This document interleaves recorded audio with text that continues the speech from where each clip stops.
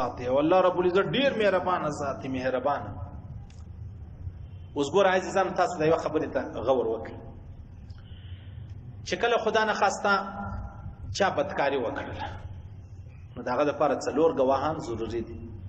صحیح فصل څلور ګواهانو بیا اسلامي حکومت شریعه حکومت نو الته بیا حق لري حکومت حق لري ما ته نه لرم. طالبان په دور کې د طالبانو حق زما او ستا حق نشته نه زه شخصي حق لرم نه ته لري نه ته انفرادي حق لري نه زه لرم.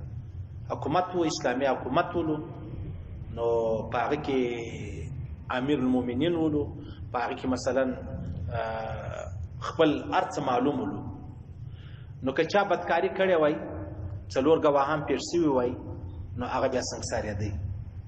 که شادي شوده ولو سنګسار دی که نو شادي شوده بیا بسل کوړی ول کېږي.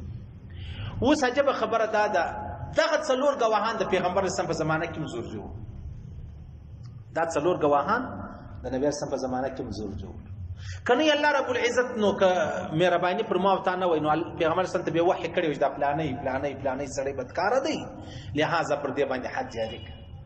الله خو خبر دی او دا حد هم د الله په خاطر جاری کیږي لیکن الله رب العزت دا رقم ترتیب نه وکي زما او ستا پر مزاج خبره راځي کړل.